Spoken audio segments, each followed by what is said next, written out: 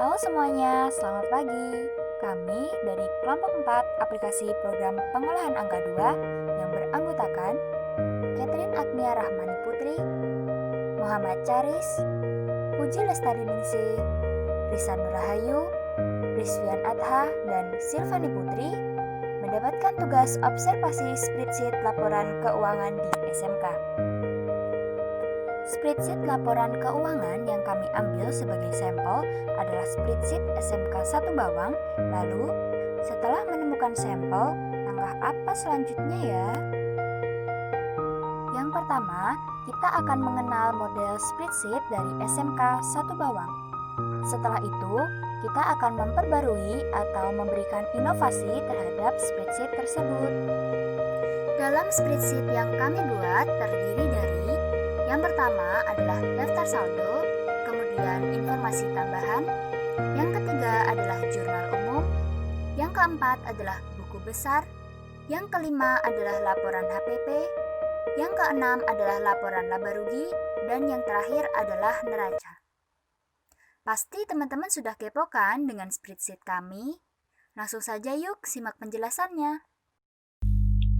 Baik, Assalamualaikum warahmatullahi wabarakatuh. Perkenalkan, nama saya Muhammad Haris dari kelompok 4. Di sini saya akan presentasikan terkait laporan pengerjaan dari kami, yaitu untuk spreadsheet dari tim SMK.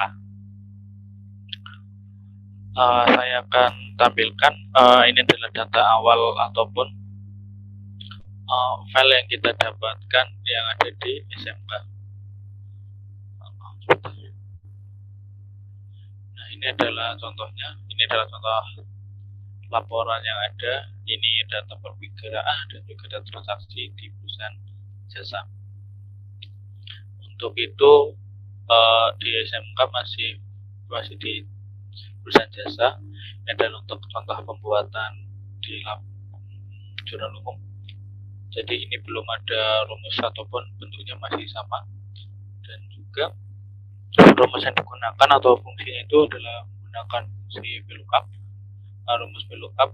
Jadi belum ada yang berbeda, jadi kita harus selalu mengganti nomor akun untuk mengganti nama-nama akun yang ada di sini. Jadi kita ganti ini. Untuk semuanya masih manual. Untuk buku besarnya ini kita menggunakan jurnal umum. Jurnal umum kita pindahkan ke slide berikutnya ataupun ke slide berikutnya di photocopy. Lalu kita menggunakan fitur yang namanya yaitu ada filter. Di mana ini filternya sendiri digunakan untuk menampilkan sesuai dengan yang kita inginkan. Di sini kita tampilkan untuk akun nomor 111, di mana ini adalah akun kas. Di sini nanti akan muncul semua akun kas ataupun kas yang ada di jurnal umum tersebut. Untuk jumlah sendiri ataupun total sendiri, kita untuk di SMK menggunakan fungsi dari rumus sendiri subtotal sendiri. Ini kita buatnya jadi untuk satu akun satu sheet, jadi banyak banget memakan sheet dan juga waktu dalam pengerjaannya sampai banyak. Terus satu akhir kita menggunakan rumus ini. Di sini kita menggunakan ini rumusnya juga ada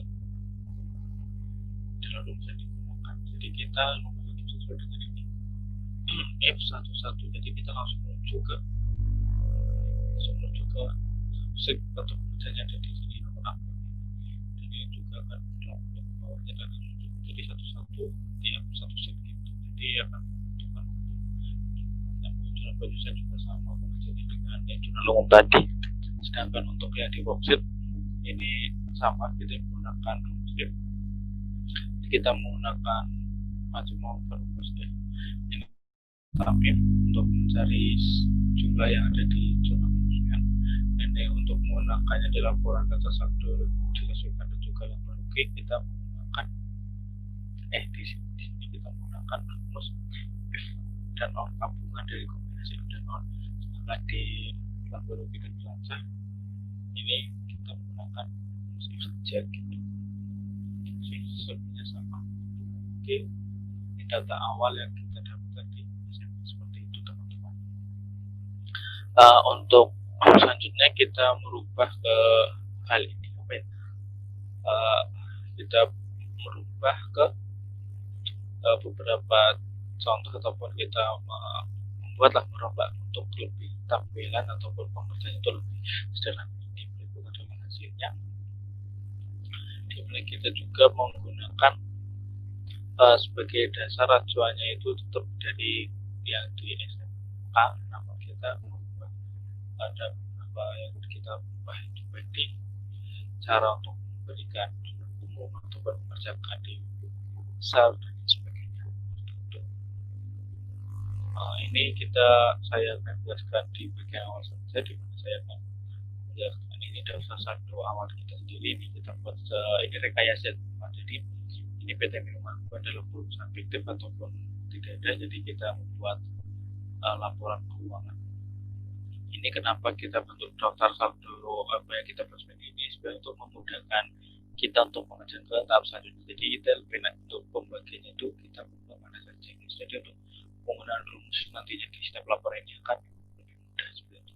Dan ini debit kredit pun juga sama, ini akan mempengaruhi di buku besar itu sendiri. Jadi kita untuk buat nama rumus dan sebagainya itu kita akan lebih akan lebih otomatis gitu.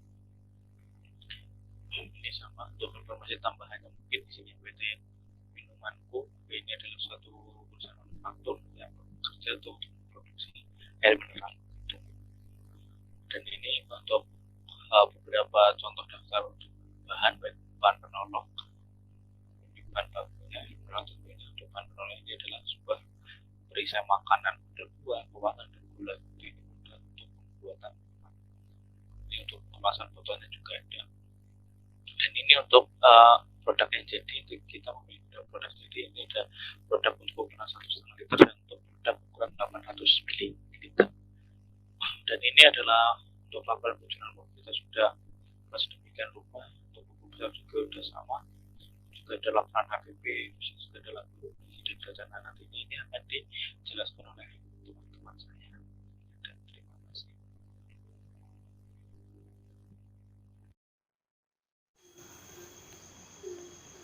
Saya Ketan Agnia Rahmani Putri, NIM K771844, akan menjelaskan jurnal umum PT Minumanku per 31 Oktober 2020. Untuk membuat jurnal umum, yang perlu kita lakukan adalah membuat beberapa kolom. Kolom yang pertama ada kolom tanggal, kode pembantu, uraian, nomor akun, debit, nama akun debit, saldo debit, nomor akun kredit, nama akun kredit, dan saldo kredit. Selanjutnya yang kita lakukan adalah header dari setiap kolom kita blok. Kemudian kita menuju ke tab data, kita klik filter. Filter di sini nantinya akan berguna pada saat kita ingin mengurutkan data mulai dari yang paling awal ke yang paling akhir atau sebaliknya, dan apabila kita ingin mencari suatu data serta hanya ingin menampilkan beberapa data saja. Kemudian jika kita ingin mencatat suatu transaksi, yang perlu kita lakukan pertama kali adalah membuat namebox. Namebox di sini akan sangat berguna nantinya ketika kita membuat rumus ya. Namebox yang pertama kita buat adalah nomor akun. Caranya yaitu kita blok nomor akun pada daftar saldo awal, kemudian kita namai nomor akun atau opsional yang memudahkan pengguna. Kita klik enter. Selanjutnya kita akan membuat namebox yang kedua, yaitu namebox daftar akun. Pada namebox daftar akun kita harus mengeblok semua kolom. Di nomor akun, nama akun, saldo, debit kredit, dan kelompok. Setelah itu kita menamainya dengan daftar akun atau opsional sesuai yang memudahkan pengguna. Selanjutnya ketika kita sudah membuat namebox, kita akan mulai menginput transaksi. Kita akan memulainya dari tanggal. Kita ketik tanggal. Di sini ada tanggal 2 Oktober 2020 ya. Kemudian kode pembantu di sini diisi sesuai dengan bukti transaksi. Kemudian uraian kita akan mengetikkan manual, yaitu membeli bahan baku untuk proses produksi senilai 5 juta secara tunai. Kemudian nomor akun. Nomor akun di sini saya akan membuat list atau dropdown seperti ini. Caranya yaitu kita ke tab data, kemudian pilih data validation. Allow kita list. Source atau sumbernya adalah namebox nomor akun yang sudah kita buat tadi. Dan klik OK. Sehingga kita sudah dapat menampilkan beberapa nomor akun di sini. Nah, sebelum kita menginput nomor akun, kita memasukkan rumus pada kolom nama akun terlebih dahulu. Rumusnya yaitu kita menggunakan if. Logical test, kita akan menggunakan sel tunjuk pada nomor akun debit. Dan sama dengan petik 22 kali, titik koma, petik 22 kali. Nah, fungsi dari petik 22 kali pada logical test dan value if true yaitu ketika nanti nomor akun ini kosong atau tidak diisi, maka nantinya nama akun juga akan kosong, sehingga tidak ada tulisan error. Pada value if false, kita akan mengetikkan rumus VLOOKUP. Untuk lookup value, kita akan menggunakan sel nomor akun debit. Titik 2, table array. Table array kita akan menggunakan namebox yang kedua kita tadi, yaitu daftar akun. Setelah itu, pada kolom indeks 6, kita pilih 2. Kita tutup kurung 2 kali, kemudian kita klik enter. Kita akan mencobanya terlebih dahulu, yaitu kita akan pilih nomor akun 114, yaitu persediaan bahan baku. Nah, benar seperti ini. Pada kolom saldo debit, kita akan mengetikkan nominal 5 juta secara manual. Di nomor akun kredit sama seperti nomor akun debit, yaitu kita menggunakan data validation. Allow-nya list, search nomor akun, kemudian klik OK. Dan kita terlihat ya drop-down-nya. Setelah itu pada nama akun, kita juga akan mengetikkan rumus if. Dan logical test nomor akun kredit sama dengan petik 2 kali, titik koma, petik 2 kali, titik koma. Untuk value if false, kita juga akan menggunakan VLOOKUP. Dengan lookup value,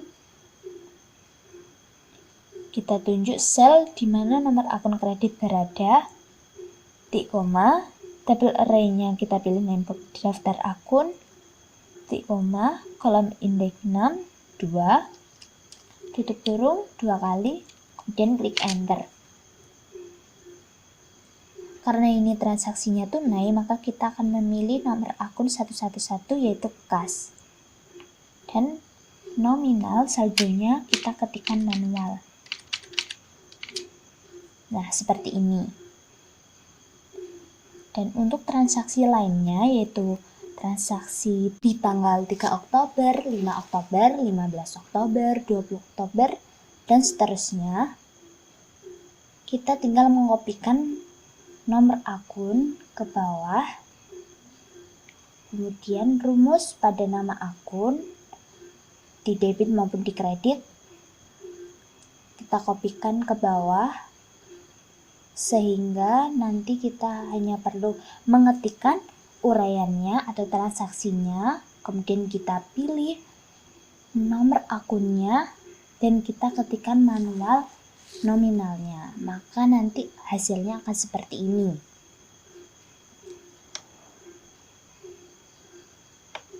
Nah, kemudian jurnal umum ini nantinya akan digunakan sebagai dasar data dalam membuat buku besar serta laporan keuangan. Nama saya Kristiana Hadisayana, NIM 066. Saya dari kelompok 4 SMK. Di sini saya akan menjelaskan proses pembuatan buku besar. Langkah pertama yang dibutuhkan adalah membuat identitas buku besar. Selanjutnya, langkah kedua, menulis nomor akun dengan cara nomor akun ditulis manual. Lalu selanjutnya, nomor akun menggunakan data validation. Langkah-langkahnya yaitu klik tab data, lalu klik data validation, lalu masukkan list dan nomor akun. Selanjutnya, nama akun ditulis manual. Nah, untuk nama akun ini menggunakan rumus if dan VLOOKUP. If ini dibacanya jika B5 ini sama dengan kata-kata logical test-nya ini, maka value is true-nya mengambil dari VLOOKUP daftar akun kolom kedua, yaitu ini.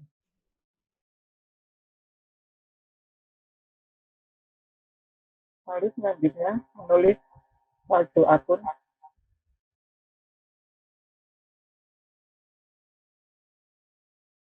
Ini menggunakan rumus yang sama dengan nama akun, yang pembedanya hanya di kolom VLOOKUP-nya, yaitu kolom ketiga. Kolom ketiga ini.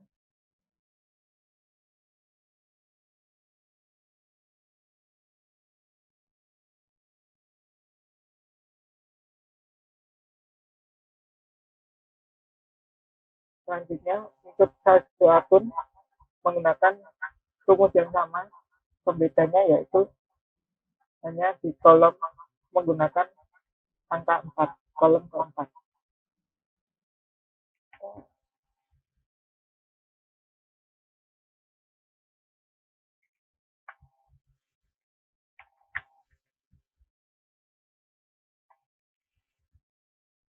Langkah selanjutnya adalah menulis judul tabel yang isinya adalah tanggal, kode pembantu, uraian, debit dan kredit, serta saldo akhir.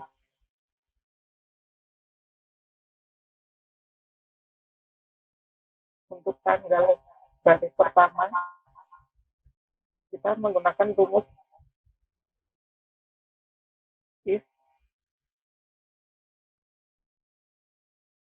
if dan ya, menggunakan rumus if saja.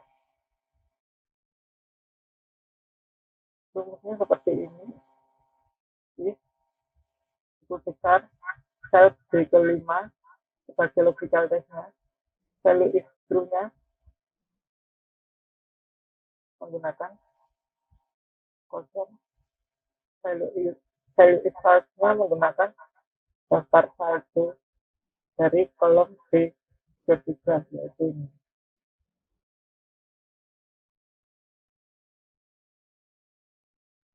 Kode pembantu dikosongi karena memang tidak menggunakan kode pembantu. Uraian saldo awal ditulis secara manual.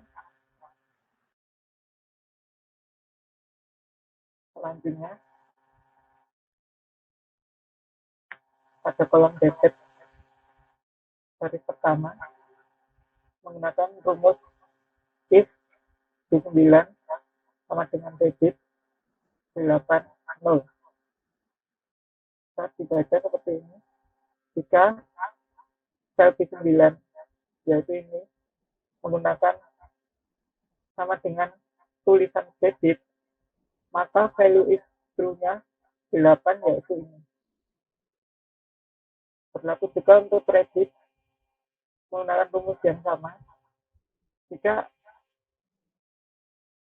sel B9 tulisannya bukan kredit, maka value is false-nya 0.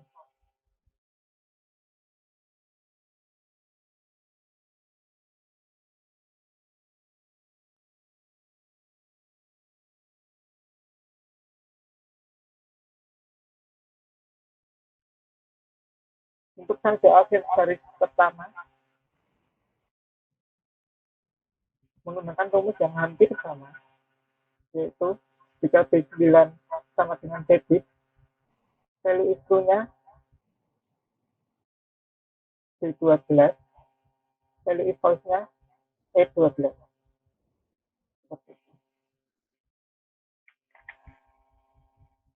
Selanjutnya ke baris kedua, sedikit berbeda dengan baris pertama. Baris kedua menggunakan rumus if juga, yaitu jika B13 dikurangi E13 yaitu sisi kredit ini,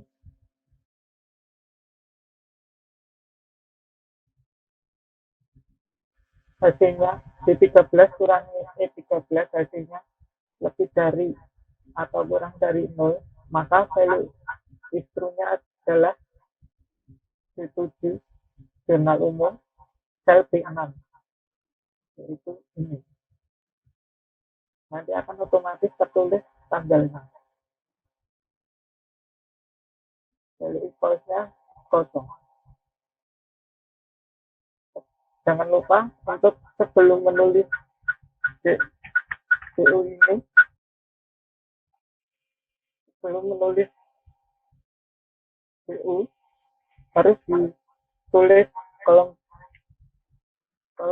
titik koma, tanda titik koma seperti ini, baru ke jurnal umum sel B6, terus dari sini ditutup kolom, baru kembali ke BD, tambah petik 2 kali.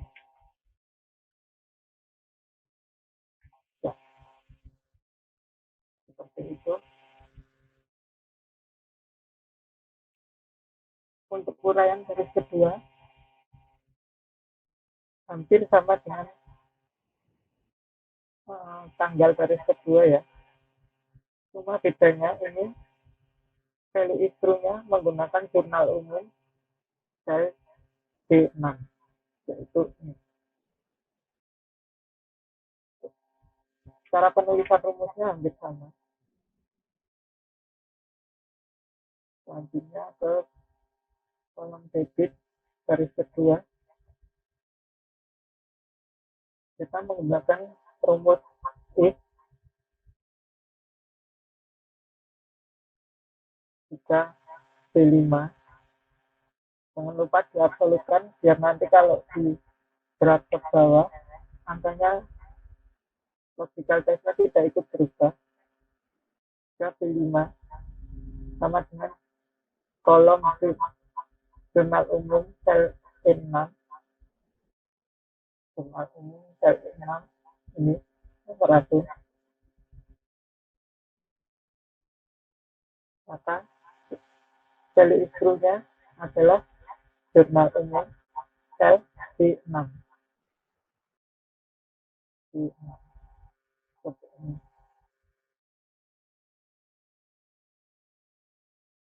Dan value is false-nya 0.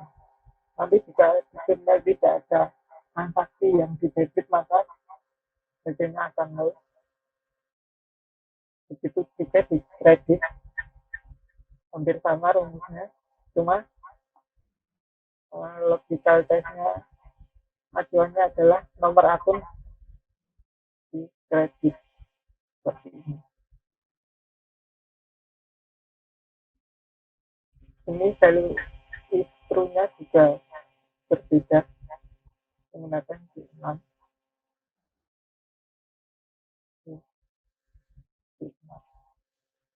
Ini.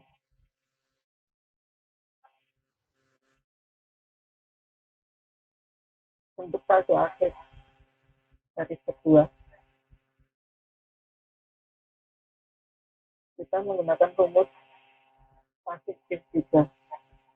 Jika D9 sama dengan debit, maka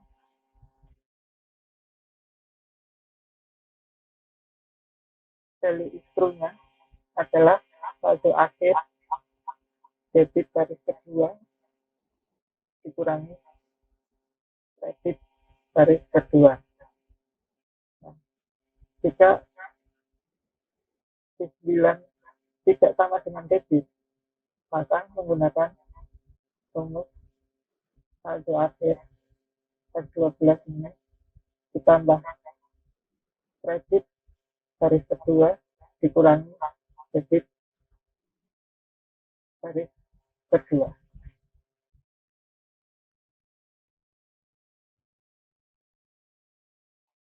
Selanjutnya bisa di drag ke bawah sesuai yang diinginkan. Nanti rumusnya akan menyesuaikan. Seperti itu. Ini semuanya mulai garis kedua bisa di drag ke bawah. Kesalahan yang umumnya dialami oleh pengguna biasanya dari garis pertama langsung di drag ke bawah, hal tersebut menyebabkan tidak sinkron. Sekian proses pembuatan buku besar dari kelompok 4.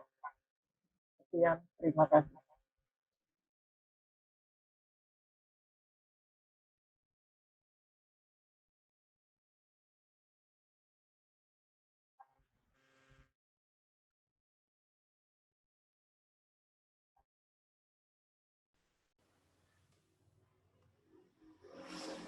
Baik, sebelumnya Assalamualaikum warahmatullahi wabarakatuh. Di sini saya Rusana Rahayu, NIM K771865 akan menjelaskan mengenai laporan harga pokok produksi dan laporan harga pokok penjualan PT Minumanku untuk periode 2020. Di sini saya dari kelompok 4 SMK N1 Bawang. Langsung saja ke laporan harga pokok produksi. Untuk laporan harga pokok produksi sendiri, kita harus mengetahui mengenai persediaan barang dalam proses awal periode, kemudian biaya produksi, dan kemudian biaya barang dalam proses akhir periode. Untuk nomor akunnya, kita menggunakan drop down list. Kemudian untuk nama akun, kita menggunakan rumus if dan VLOOKUP. Untuk tabel arraynya, kita sudah membuat list tabel di daftar saldo.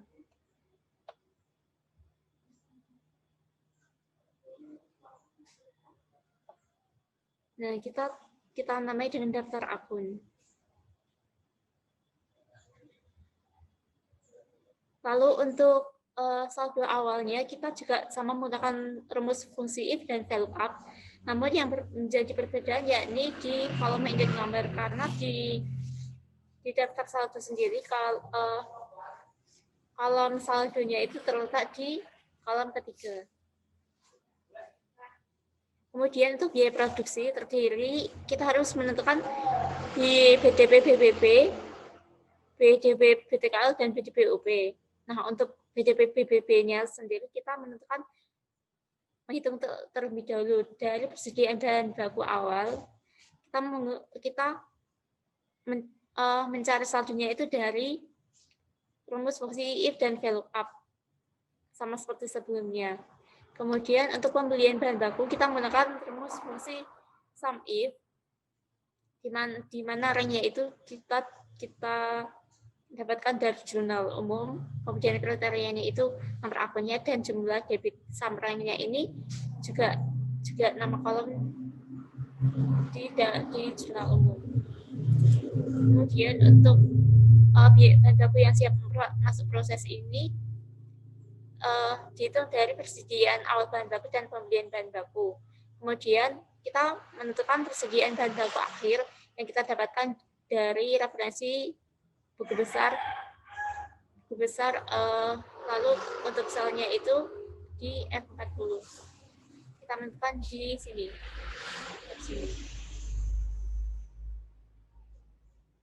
Kemudian untuk menentukan BDP-BB-nya, kita tinggal mengurangi dari bahan baku yang masuk proses dikurangi bahan baku akhir periode. Di dalam soal ini, kita asumsinya 50% produk liter itu dan 50% produk untuk ukuran 600 mili. Lalu kita menentukan total biaya produksi untuk produk 1,5 liter. Kita menentukan BDP-BB. Untuk awal periode, kita mencarinya itu juga sama menggunakan rumus if dan VLOOKUP. Lalu untuk berjalannya itu kita mengambil referensi dari jurnal umum. Seperti ini.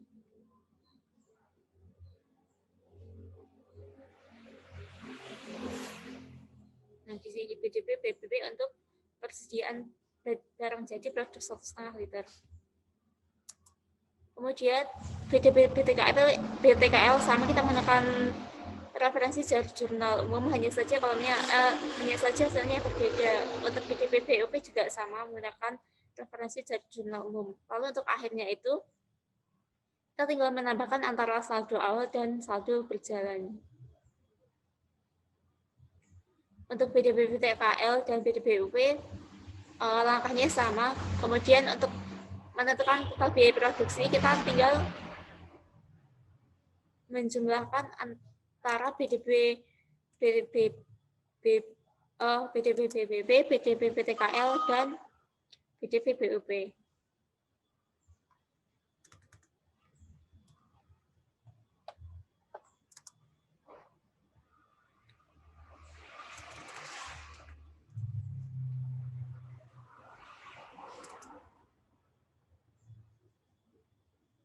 Kita menggunakan rumus SAM. Kemudian untuk produk ukuran 600 mili, caranya sama seperti produk ukuran 1,5 liter.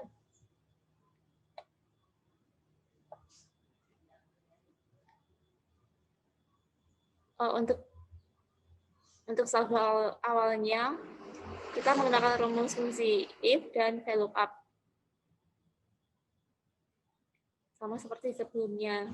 Kemudian berjalan juga kita menggunakan referensi dari jurnal umum. Kemudian untuk saldo akhirnya kita tinggal menambahkan antara saldo awal dan berjalan. Untuk total biaya produksi untuk produk 1,5 liter dan produk 600 mili kebetulan sama. Kemudian kita menentukan persediaan barang dalam proses di akhir periode. Kita mengambil dari referensi buku besar. Kita langsung ke buku besar.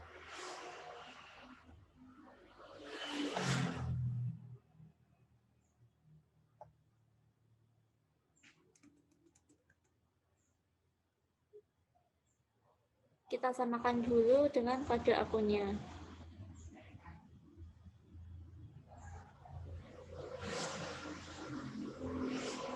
Sama dengan langsung ke buku besar.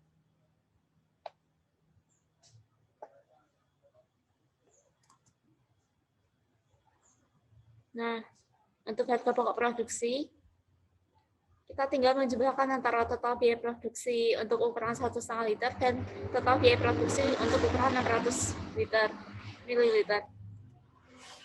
Lalu kita masuk ke laporan harga pokok penjualan. Nah, laporan harga pokok penjualan ini, maka awal kita menentukan penjualannya itu berapa.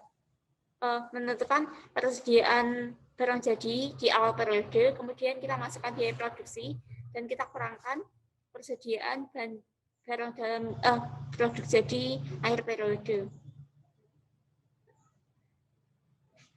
Untuk nomor akunnya sama seperti tadi, menggunakan drop down list. Kemudian untuk nama akunnya kita juga sama menggunakan rumus fungsi if dan VLOOKUP.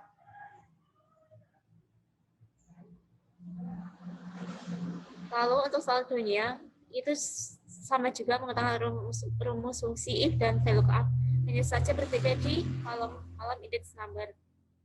Kemudian untuk biaya produksi kita tinggal mengambil dari sel di laporan harga pokok produksi.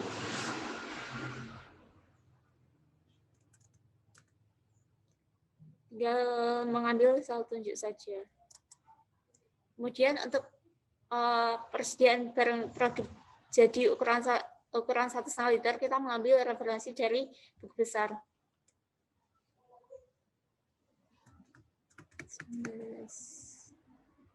Kita sesuaikan dulu dengan nama akun.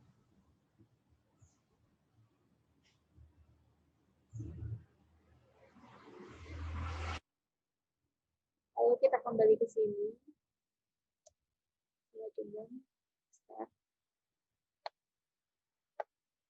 Kita ke saldo akhir.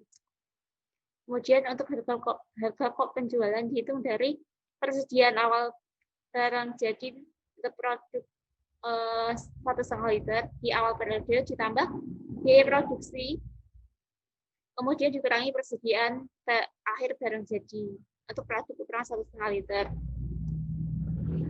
Kemudian untuk produk ukuran 600 ml, sama seperti sebelumnya, kita juga menggunakan rumus fungsi if dan VLOOKUP. Untuk saldonya juga sama. Kemudian untuk biaya produksi, sama seperti produk ukuran 1,5 liter, kita tinggal menunjuk sel di laporan harga pokok produksinya.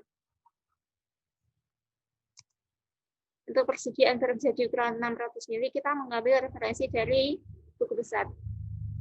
Sama seperti tadi langkahnya, kita menyesuaikan dulu di buku besar sesuai dengan nomor akun.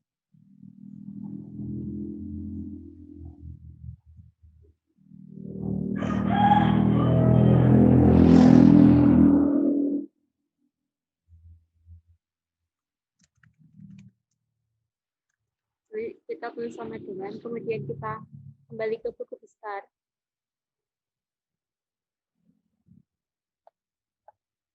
Lalu kita tunjuk di saldo akhir dari persediaan barang jadi. Untuk harga pokok penjualan dihitung dari persediaan awal barang jadi, kemudian ditambah biaya produksi dan dikurangi persediaan akhir. Lalu untuk total harga pokok penjualan, kita tinggal menjumlahkan antara harga pokok penjualan untuk ukuran produk ukuran 1,5 liter dan harga pokok penjualan untuk ukuran 600 ml. Sekian dari saya. Apabila banyak salah kata maupun kekurangan, saya mohon maaf. Terima kasih. Selanjutnya, saya Silvani Putri Navianti, NIM 69, akan menjelaskan mengenai laporan laba rugi. Untuk laporan laba rugi per 31 Oktober 2020, pada nomor akun pendapatan, untuk membuat nomor akunnya, menggunakan drop down, seperti biasanya. Untuk akun pendapatan terdapat pada nomor akun 411 dan hanya ada satu, yaitu penjualan. Selanjutnya pada nama akun, yaitu akun penjualan, menggunakan rumus if VLOOKUP. Untuk A7 sebagai rumus logika dan petik 2 yang terdapat 4 kali itu sebagai jika benar, dan VLOOKUP A7 daftar akun dan indeks 2 itu sebagai jika pernyataan salah, seperti itu. daftar akun indeks 2 dapat dilihat dari penjualan yang terdapat pada indeks 2 nama akunnya. Selanjutnya untuk saldo awal,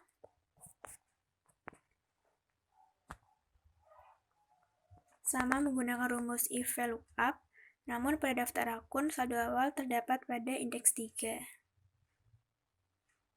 Saldo awal terdapat pada indeks 3. Selanjutnya untuk saldo berjalan, menggunakan rumus SUMIF, nama kredit jumlah kredit dikurangi SUMIF dari debit, sesuai dengan selnya masing-masing. Dan untuk saldo akhir, menggunakan rumus seperti biasa, yaitu sama dengan C7 plus D7, yaitu sel yang akan dijumlahkan. Nah, untuk akun harga pokok penjualan, sama untuk nomor akunnya menggunakan dropdown, yaitu terdapat di nomor akun 511, hanya 1. Lalu selanjutnya untuk nama akun juga sama, menggunakan if VLOOKUP, hanya berbeda sel. Untuk saldo awal juga sama, menggunakan if VLOOKUP, berbeda sel. Saldo berjalan menggunakan SUMIF, berbeda sel juga. Dan saldo akhir sebesar 5.400.000. Jadi penjumlahan C9 dan D9.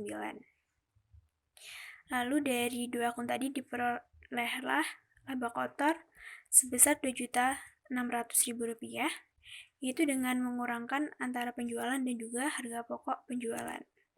8 juta dikurangi 5.400.000, sehingga diperolehlah 2.600.000. Nah, untuk beban operasional, pertama nomor akunnya menggunakan dropdown, terdapat 3 akun beban operasional, yang nama akunnya juga menggunakan SUMIF, tetap pada A12, indeksnya 2 untuk daftar akun. Lalu saldo awal menggunakan SUMIF, indeks 3. Saldo berjalan menggunakan SUMIF. Dan saldo akhir menjumlahkan antara C12 dan D12, yaitu saldo awal serta saldo berjalan. Untuk beban pemasaran, administrasi, dan umum juga selisih BOP juga sama. Dan dropdown menggunakan if VLOOKUP, SUMIF, dan menggunakan rumus penjumlahan. Untuk selisih BOP juga menggunakan if VLOOKUP, menggunakan if VLOOKUP juga, menggunakan SUMIF, dan juga menggunakan rumus penjumlahan antara C14 dan D14. Setelah dari 3 akun tadi diperolehlah jumlah beban.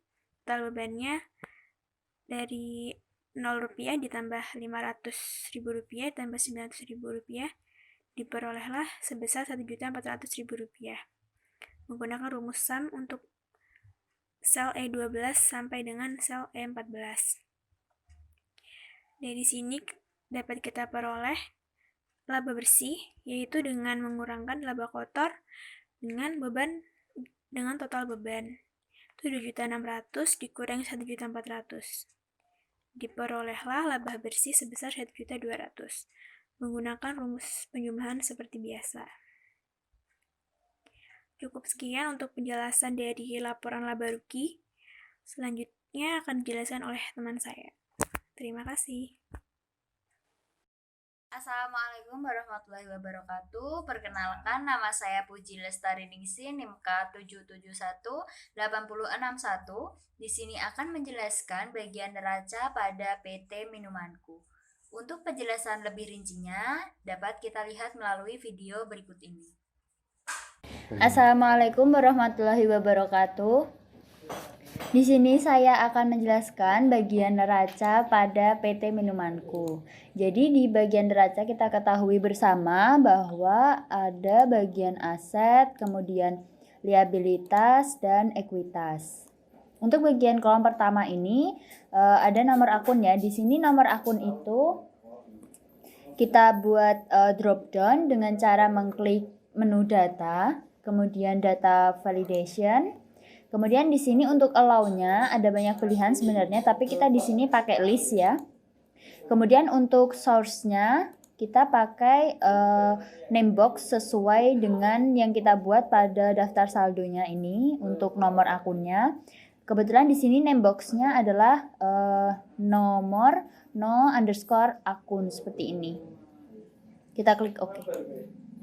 Oke, itu tadi adalah cara untuk membuat drop down-nya. Jadi di sini nanti ketika kita klik ada banyak pilihannya untuk nomor akun. Kemudian yang kedua adalah bagian nama akun. Nah, untuk bagian nama akun di sini kita menggunakan formula if dan VLOOKUP. Di mana if ini adalah untuk membuat perbandingan logis antara nilai dan yang diharapkan. Sedangkan VLOOKUP ini digunakan untuk mencari sebuah nilai dari sekumpulan data. Jadi ini nanti kita menggunakan formula ini, kemudian menggunakan daftar akun karena di sini kita nyarinya adalah nama akun, adanya di daftar akun. Kemudian di sini untuk kolom index number-nya adalah 2 karena yang pertama adalah kolom aset. Ini adalah kolom pertama, kemudian untuk nama akun adalah kolom kedua. Kita enter. Nah, kemudian di bagian sini nanti kita bisa mendragnya ke bawah sehingga nanti sampai bawah untuk ini formulanya akan sama, menyesuaikan seperti itu. Kemudian untuk bagian kolom awal